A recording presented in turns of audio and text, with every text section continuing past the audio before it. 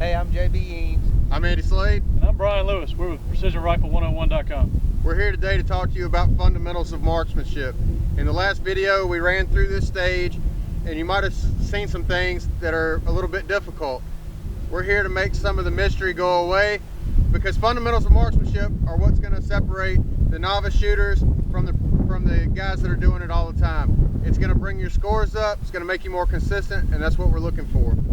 So the fundamentals of marksmanship, what are they? So the first thing we can do is list them. So we've got breathing, relaxation, aim or natural point of aim, sight alignment, sight picture, trigger control, and follow through. There are some different schools of thought. Some people list more, some people list less, but that's what we go by, and it seems to work fairly well. All right, so the first thing we're going to talk about is breathing. Why is breathing important? Every time we take a breath in, our chest expands and contracts when we breathe out. So we're changing how we're behind the rifle. If we're in the prone, you'll see your reticle go up and down when you breathe. If you're on a positional prop like this, you'll see the same thing. When you breathe in, your chest expands, the reticle will go down. When you breathe out, the reticle goes up. So it's important that we breathe on what's called your natural respiratory pause. We're going to fire on your natural respiratory pause. What that is nothing more than when you breathe out to where you would normally breathe out, you can pause right there for no more than 4 to 6 seconds. If you get to 4 to 6 seconds, your eyes start losing oxygen and your muscles start getting lack of oxygen, and you need to start that breathing cycle over. So the next thing is relaxation. Relaxation is very important, because when we have tense muscles, or if we're muscling the rifle, then you're going to have that wobble area is going to increase from your muscle tension. So anytime you see wobble area, it's coming from muscle tension somewhere in your body, and you need to figure out how to relax. Now, the way that works best is in the prone. So in a minute, when JB's in the prone, he's going to be completely contacting the ground, and he can completely relax. On these positional props, it's a little bit harder, so that's why you see these bags, and we sit on our foot in the kneeling and things like that, so you want bone support. Anytime you can get bone support, so I've got my arm, straight leg to the ground, I've got that bone support. If I'm in the standing, I'm not standing like this using muscle tension, I'm standing straight up with my knees locked, so I have that bone support. All right, relaxation. Now we're going to natural point aim. Now we're going to spend a little bit more time on natural point aim, because it's something people struggle with a little bit more than anything else. All natural point of aim is when you are aligned straight with the rifle, and the rifle is naturally sighted to the target. So JB, I'm going to go ahead and get you to get on the rifle. You'll notice that JB is in a straight line with the rifle, so if I drew a straight line through his back, it would come on the inside of his leg right there. You'll oftentimes see a lot of people, when they get prone behind a rifle, they'll be kind of off to an angle. That's not ideal when it comes to natural point of aim. There are people that can shoot well that way, but Andy and I both definitely prefer to be straight behind the rifle. That feeds right into that natural point of aim. It helps your body be able to absorb that impact, or that recoil, a lot better than if you're off to the side and it blades your shoulder open. When your shoulder's bladed open off to the side, then when that recoil comes through, it's going to push that shoulder, open up your shoulder, and it's also going to let the rifle jump off to the right side or the left side if you're a left-handed shooter. So being straight behind the rifle is key in the prone position. All right, so the next thing we want to do to make sure we have good natural point of aim is we're going to look straight over the turret cap, and if we can physically see the target, then we're going to level that turret cap like iron sights on the target with our cheek just a little bit higher than our normal cheek weld. I call that my anchor point, so I do that the exact same every time. Looking over top of the turret cap, I find the target, and then I relax my face down onto the rifle. So you'll see JB do that real quick. He's going to pick his head up, look over top of the turret cap. He'll adjust his body position to get where he's straight behind the rifle, looking over top of that turret cap, finding the target, and then relaxing down into the glass. Now, we shoot long range. Many times you can't see the target. So this is where your stage prep comes in. You look through a spotter, binos, whatever it may be, and you find that target in the binos or in the spotting scope, and you find a landmark. whether that's a tree, a stump, a log, a green patch of grass, whatever it is that you can see with the naked eye that draws your eye to where that target position is. We're going to do the same thing. If we can't see the target, level that turret cap just like iron sights on that landmark, and then we're going to find our anchor point and relax down into the glass, and we'll be right on that target. So what I want you to do, JB, is I'm going to mess your rifle all up. I want you to get up on your knees and just show them what that looks like when you set your rifle down and you get on that target. So if you notice, hold on just a second, if you notice, he's looking from his eye, and as he goes to set the rifle down, he's putting the muzzle right across where the target is. So eyes, muzzle, target, all in a straight line. So he sets that rifle down.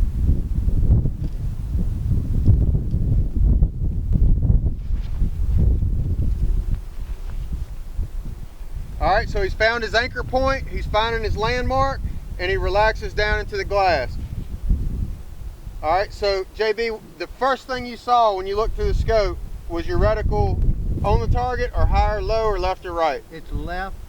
All right, so if the reticle's to the left, he needs to shift his butt left. We're gonna pivot on our base, so he's gonna shift his whole body left just a little bit, and that'll bring the reticle right. All right, so when we check our natural point of aim, we're gonna close our eyes, breathe in, breathe out, and then open our eyes and see where that reticle's at. So I can get you to go ahead and do that, JB.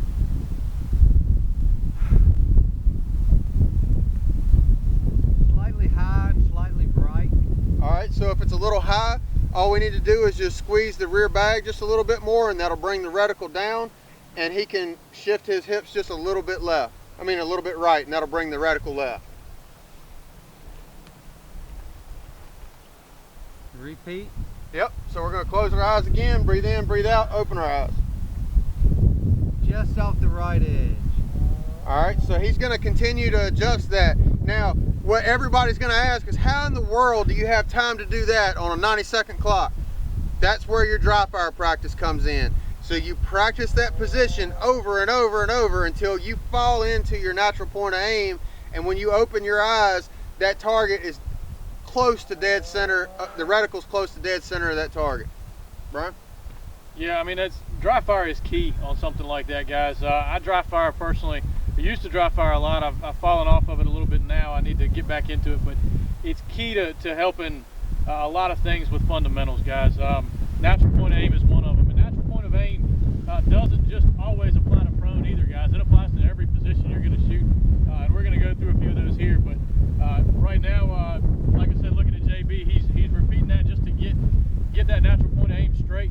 It's not always going to be perfect. You may not always exactly end up right dead center of that target, but you should be on it or right off an edge of it pretty much every time you lay down behind the gun. Once you've gotten to the point where it's ingrained in your subconscious and your muscle memory, so to speak, as to how you get behind the gun. Now, one thing that I can tell you that has helped some students that we've taught when we're talking about natural point of aim is I'll close their scope cover and I'll tell them to build their position, and then I'll open their scope cover and see where they're at.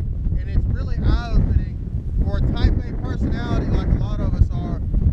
We tend to just fix things. So if we're not right, we'll just kind of tweak it over and get it there.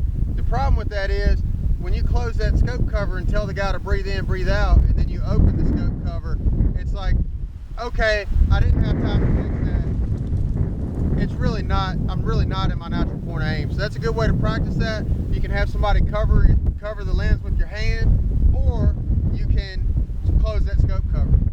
All right, so we'll go back into some natural point of aim when we move to these, but let's get through the rest of the fundamentals. All right, so sight alignment, sight picture. Sight alignment on a magnified optic, we're talking about making sure that there's no black around the edges. If you've got black on one side, the top, the bottom, left, right, if it's perfectly centered all the way around, then you're pretty much looking straight through the scope, and that's okay. Some people actually teach that, and if you practice it and you're fine with it, I'm okay with that. What you don't want is a little black on one side or the other, or the top or the bottom. Now, parallax is no more than you have the target image, the reticle image, and you have to bring those planes together. if I hold my hands like this and I look over here, I can see all the side of the hand, I can do that, I can see all this side of my hand. But if I bring those planes together, then I can't, it doesn't matter where I put my head, I can't see this hand anymore. So with parallax, you're just bringing the target image and the reticle image together on the same plane. So what we want to do for that is we will go ahead and get JB to look through the optic, and he's looking at the target, and I like to line up one of my lines, either the horizontal or the vertical line on an edge of the target. And what I'll do is I'll tell JB, just give me a yes no type motion with his head. So go ahead and do that, and you'll see he just picks his cheek off of the comb of the stock a little bit and like yes no. And if that reticle appears to move on the target, we need to adjust our parallax. Now when you adjust the parallax, you can get the target image nice and crisp, but sometimes that's not exactly where those two images come straight together. So that'll get you close, adjust it to where it's nice and crisp, and then give it that yes no nod and make sure that the reticle doesn't appear to move on the target. So JB's going to go ahead, look through the optic, give it the yes no nod, and then give it some small adjustments to get it there. So just to go back to and touch on kind of the whole sight alignment deal and that black ring Andy talked about, a lot of that too can be fixed with cheek height, and you want to make sure that if you've got an adjustable cheek piece on your rifle that you get it set to where you go back to the same point every time. So Andy talked earlier about that anchor point with his chin and relaxing down into the stock. You want to make sure you get in the same spot behind that scope every time. So if you get that cheek piece set to where you're comfortable and you can close your eyes, find your anchor point, relax into the scope, open your eyes, you should be able to see perfectly through that glass with no offset or no black ring kind of shadowing any side of the scope. Once it's set, if it's something you're going to be moving to clean the rifle or anything, you may want to make a mark on it or set it to where you know, okay, this is where my setting is every time. That way you can put it back the same way. If you don't have an adjustable cheek piece, that's something you can actually make at home, and there's DIY videos and write-ups all over the place for that. I personally made one time with some craft foam and some hockey tape. You can make them with duct tape and a sock. You can make them with lots of different stuff. You can make it with foam, styrofoam, whatever the case may be, but something to just basically take up that space between a low comb height or low stock comb and that scope. And then one other thing we'll talk about real quick with the sight alignment, sight picture is close that scope cap, get out in a nice open area, find where your target is using that anchor point, get relaxed, put your face on the cheek comb, and have somebody open that scope cap. If the scope needs to be moved, move it. Don't be that guy that he's worried about re-zeroing his scope.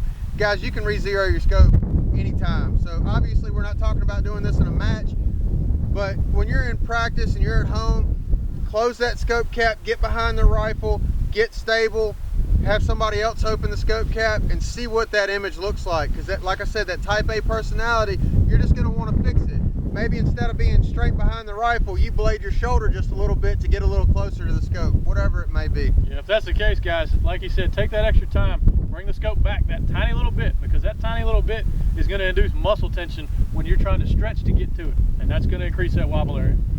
All right, so that's sight alignment. Sight picture. What we're looking for with sight picture is to get the highest probability of hit. So if I'm shooting at an IPSC target, I'm not going to aim up here where people are taught to aim in like close quarter combat type stuff. I'm going to aim for the highest probability of hit. So the targets we shoot at sometimes are man shaped. If I'm shooting at this, I'm going to forget the head and I'm just going to put the reticle dead center of the target. If I've got a wind hold, I'm going to give it an exact wind hold. I'm not going to say I'm holding left edge. I'm going to say I'm holding 0.3 left or 0.2 left or 0.6, whatever it is, you know, 3/4 MOA, whatever you're using. Go up there with a direction mile an hour, figure out what that hold is and apply that exact wind hold. So for sight picture, it's what does the reticle look like on the target, and that should be the highest probability of hit. What's the biggest area on that target? We're going to put that aiming point dead center of that. So whatever your hold is, if you're holding over for elevation, it's not somewhere between 7.5 and 8, it's 7.7. So you're going to make sure that you're putting an exact elevation hold on it, and then if you're holding for wind, it's 7.7 up and 1.3 left. Put that exact hold on it. Nothing for that? No, that's it, man. All I mean, this is a good representation of that. Andy he hit on it, man. Just forget the head on a torso target. You want to make sure you get dead center of the rest of that torso. All right, so that's sight alignment, sight picture. The next thing is probably one of the most important things you can do, and that's trigger control. So, JB, if you'll hand me the rifle, please. Just hand it to me. So, trigger control seems like something that would be second nature, but it's really not. It's something that people have a hard time with, and a lot of it is due to muscle tension, and they're already in muscle tension and then they jerk the trigger. So what we really look for what we want to see is that you're placing the trigger right in the middle of that first digit. So it'll look something like this. Now you'll see when I place my finger on the trigger, my trigger finger is at a 90-degree angle to the trigger, okay? And it's on that first digit, just like that. So when I break that trigger, I'm imagining, there you go. I'm imagining when I break that trigger that I'm drawing a line on a piece of paper on the other side of the trigger guard. So if that line comes straight back with no zigzags in it, and I'm just pressing that trigger nice and straight to the rear, I'm not pulling it this way or pushing it this way. You see a lot of guys that reach up to the trigger like this. You can almost push or pull. If you reach on the other side, you can easily pull the rifle this way. So trigger control is nothing more than manipulating the trigger without disturbing the rifle. So you're going to place your finger on the trigger with the first pad between the first digit and the tip of your finger, and press that trigger nice and clean straight to the rear. Another thing too with trigger control, guys, is different types of triggers. Not only do you want to make sure you're putting the trigger in the same spot on your finger every time, you want to make sure you're putting your finger on the same spot on the trigger every time. So you'll see curved triggers, and then you see flat triggers. There's a lot of flat triggers on the market now. I used to shoot one.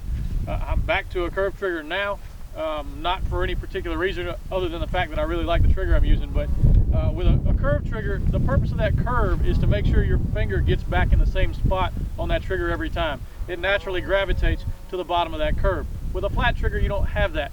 So with a flat trigger, you've got a lot of space up and down that trigger. You could be at the top or at the bottom. The further the bottom, the less feel you're going to have on the pull weight. It's going to feel like it's lighter than if you were to squeeze further at the top. So you want to make sure wherever it is, you're doing it the same way every time. The only way personally I know to do that on a flat trigger is to try to run your finger all the way to the bottom, on the bottom of the trigger guard. Again, I used to run a flat trigger, and the way I made sure I did it the same every time was to rest my finger against the bottom of that trigger guard and pull straight back. That got me at the bottom edge of the trigger every time, and it was the same every time. You pick a safe spot to do it in, and when you dry fire, you should not see your reticle jump when you press the trigger. Now there is some spring force that hits home, so you might see a little jiggle, but other than that, you shouldn't see that reticle move to one side or the other, up or down. If you see that, that tells you that you're either tensing up, anticipating recoil, or you're not pressing that trigger straight and clean to the rear. Definitely. All right, so that's trigger control. Now what is follow through? Follow through is just the culmination of all the fundamentals applied until the round strikes the target. So what we're looking for with follow through is if we're using any pressure on a rear bag, we're going to maintain that till the shot breaks. We're going to keep our eyes open and watch that round go out and strike the target. We're going to keep that trigger pressed nice and straight to the rear. We're not going to apply any more pressure, but we're not going to just jump straight off the trigger when we send that round. So whatever we're doing, we're going to continue to do that until we see that round impact the target. Now what some people will do when they first start shooting long range, they'll press the trigger, they'll pick their head up, turn around and look at the spotter and say, where'd that one go? Before the round ever even hit the target. Guys, some of these long shots over 1,000 yards is more than a second flight time. So when you press the trigger, you have to keep watching that round go out and see where it impacts. The other thing, if JB will get down on the gun, we'll talk about some things with follow through real quick. All right, so go ahead and remove that chamber flag. All right, no magazine inserted. We're on a range anyway, so everything's safe. All right, go ahead and close your bolt. All right, go ahead and place your finger on the trigger. Get ready to fire. All right, now he's going to break the shot, and what you'll see is JB's just going to press the trigger, and he's going to maintain that trigger pressure straight to the rear. and he's going to watch his reticle on the target and make sure it doesn't jump. Now, you see he maintained his position, nothing moved. He's observing that target to see where the impact went. Now, if JB will run the bolt real quick without moving his head, see how nice and smooth that was? There's no coming off of the target, no coming off of the scope. He's watching that round go out and hit the target, just like that. All right, now since he's using the fundamentals of marksmanship, he will be able to see that round go out and impact the target. If he messes up on his fundamentals, that's not going to happen. Anything to add on that? No, I mean, just to touch on the same couple things one more time, just that follow through with that trigger, just keeping that trigger pressure straight to the rear. That's something, again, we touched on earlier with dry fire. That's key to dry fire practice, is doing the same thing you would do whether it was live fire or dry fire. It doesn't matter. So many people think dry fire is just getting trigger time and learning that trigger. That's not the case. Dry fire should be practicing all of these fundamentals, and they should all be encompassed in what you do for dry fire practice. So you want to make sure you're keeping that trigger pressure every time, not just as soon as you hear that click, running the bolt, trying to run the bolt fast, click, running the bolt fast, click, running the bolt fast. That's not really going to help you as far as dry fire. That's not doing anything other than teaching you how to run the bolt quick. And I'll be honest, I've seen a lot of really good shooters that none of them run the bolt, or hardly any of them run the bolt super fast. So that's not necessarily part of it. It's part of applying those fundamentals. All right, so I'm just going to do this real quick. I know the video is getting a little long, but we're just going to talk about the fundamentals a little bit in a positional shot. All right, so I'm going to do the same exact thing we talked about on that other position over there. So I'm going to position my bag. When I go to set the rifle down, it's going to be eyes, muzzle, target. So I'm looking across the muzzle, I set the bag down, I set the rifle down, I'm finding my anchor point, I'm looking over top of the turret cap, leveling it like iron sights, find the target, close the bolt, and then I'm going to relax, and I'm going to see where that reticle goes when I completely relax. If the reticle needs to go up or down, I'm going to rebuild my position from the ground up to make sure that reticle is where I need to be. All right. Now, same thing with breathing. I'm going to exhale, take the shot on my natural respiratory pause, trigger control, and follow through. So it'll look something like this.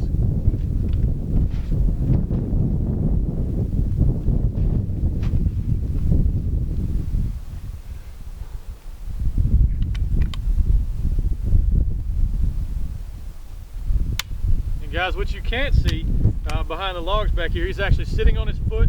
He's got his right foot is flat, his knee is up, his arm is resting on that knee. That gives him solid bone support so he can relax into the rifle and not be inducing any muscle tension really into that shoulder, into that stock, and in turn creating wobble area. All right, now when we go to a standing position, whether it's on a barricade or a barricade or modified prone, I'm going to do the same thing. I'm going to adjust my body height by splaying my legs more wide open and locking my knees. So I'm going to get straight behind the rifle, look over top of the turret cap, close my bolt, breathe out, press and follow through. Again, Andy talks about splaying his legs. All we mean is spreading your legs wide, guys. If you need to drop that height, spread those legs, I mean, as wide as you can get them, however far you need to get down low, so you're not really all hunched over like this trying to shoot from something that's lower but still a standing target or standing position. If you need the extra height, just definitely keep them shoulder width so you've got that extra height. You're not having to do any kind of muscle tension or any funky movements to stay behind the rifle. All right, so the last thing I'll say is if you're in a position that's bad, change something. If you see your reticle wobbling around, you know you have muscle tension, adjust your natural point of aim. If the rifle is not aligned to the target, before you take the shot, you can't miss fast enough to win. So before you take the shot, go ahead and make that adjustment. The time is worth the reward. So if you're going to get hits, you have to use the fundamentals of marksmanship. Start using them in your shooting. I can promise you it'll make you a better marksman. I'm Andy Slade. I'm Bryan Lewis. JB. We're with Precision Rifle 101. We appreciate you guys watching and hope to see you guys soon.